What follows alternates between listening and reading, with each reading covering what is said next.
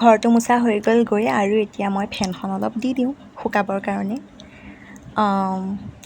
এখেতো গা পা ধুই আহিলে, তেওঁৰো ডিউটি আছে, ডিউটিত যাব লাগিব, ৰাতিপুৱাই যাব লাগিব। আৰু মই মোৰ ভ্লগটোলৈ আপোনালোক সকলোকে স্বাগতম জনাইছোঁ। আশা কৰোঁ আপোনালোক সকলোৱে ভালে আছে। আৰু আজি যিহেতু হাতৰ চোৱা খেদোৱা দিন, আপোনালোকৰো কাম আছে, ময়ো কামত লাগি যাওঁ আৰু সকলোৰে একেই কামবিলাক।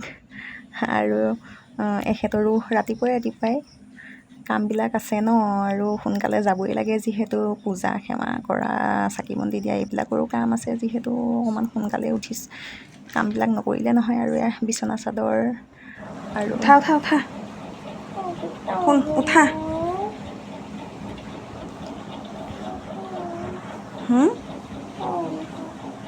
উঠা আকৌ।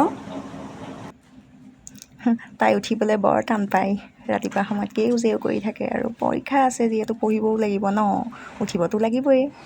আৰু মই আঁঠুৱাও হেৰি কৰি ল'লোঁ, বিচনা চাদৰ এনেকৈ লৈ ল'লোঁ আৰু ধুবলৈ কাপোৰবিলাক। তাই আকৌ মুখ ধুই আছে, মুখ ধুওঁতেও আকৌ বহুত সময় লগাই নহয়, কৈ থাকিব লাগিব। আৰু কাপোৰবিলাক লৈ ল'লোঁ, ধুবৰ কাৰণে গোটাই ল'লোঁ। আৰু ঘৰটো সাৰি লওঁ, আগতীয়াকৈ ঘৰটো সাৰি লওঁ, মুচিও লওঁ। এখেতে আকৌ এখেতৰ কামবিলাক কৰিব পাৰিব, মই লাহে ধীৰে বাকীখিনি কাম কৰি থাকিম। আৰু আজি দোকান যোৱাও নহ'ব, আৰু পিছবেলাই যাম বুলি ভাবিছোঁ। এইখিনি ইমান কাম আৰু এইখিনি কৰি মেলি সোনকালে যাবতো নোৱাৰি। আৰু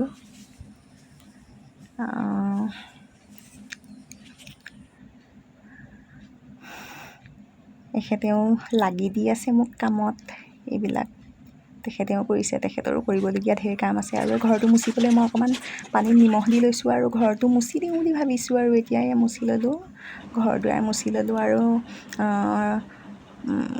মুচি লোৱাৰ পিছত ফেনখন দি দিছোঁ শুকাবৰ কাৰণে। আৰু এখেতেও গা পা ধুই আহিলে, তেওঁৰো ডিউটি আছে যিহেতু, আৰু তেওঁ খোৱাৰ ব্যৱস্থা নিজেই কৰি লৈছে, ইয়াকে খাই কৰি যাব। আৰু ছোৱালীও গা পা ধুই আহিছে, পৰীক্ষা আছে যিহেতু গাখীৰ, কল, চেনি, ঘি এনেকৈ দি পেলাই দি দিছোঁ। তাই খাই ভালেই পায়। আৰু এখেতে যাবলৈ ওলাইছে, এখেত গ'ল আৰু তাইও ওলাই আছে স্কুল যাবলৈ। আৰু ময়ো এইবিলাক কাম কৰি ল'লোঁ, আৰু সেই ফিল্টাৰটোও ধুলোঁ, কাপোৰ কানিবিলাক ধুই এনেদৰে মেলি দিছোঁ। আৰু অকণমান ভাগৰো লাগিছে কামবিলাক কৰি, গা পা ধুই আহিলোঁ।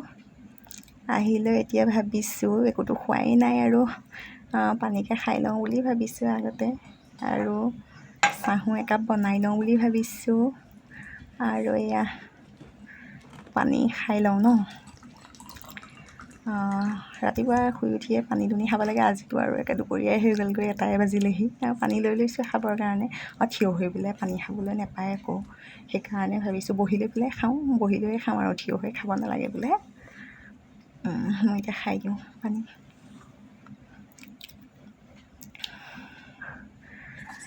আৰু এতিয়া চাহকাপ বনাই লওঁ।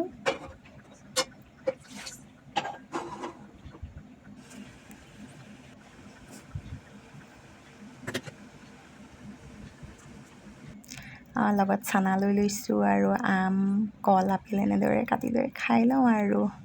আৰু চুলিখিনিও শুকুৱাই লওঁ। চুলিখিনি শুকুৱাব মানে বৰ টান লাগে, আৰু সময়ো নহয়। আৰু এতিয়া চাহকাপ খাই লওঁ। আৰু দুপৰীয়া হৈছে, তাই পৰীক্ষাৰ পৰা আহি পালে ছোৱালী। আৰু মই ভাবিছোঁ অকণমান ভাগৰো লাগিছে যিহেতু ইমান গৰমো পৰিছে, অকণমান শুই লওঁ। আৰু এইটো কি বনাইছোঁ জানেনে? ঘৰতে লিকুইড সেন্দুৰ বনালোঁ। আপোনালোককো দিম বাৰু কেনেদৰে বনাইছোঁ, এটা ভিডিঅ' বনাই। আৰু মোৰ ভিডিঅ'টো চাই কেনেকুৱা লাগিছে জনাব। আৰু দেখিছেনে সেন্দুৰটো? একে ৱাটাৰপ্ৰুফ সেন্দুৰ। ঘৰতেই বনাই লওঁ মই এনেদৰে লিকুইড সেন্দুৰ।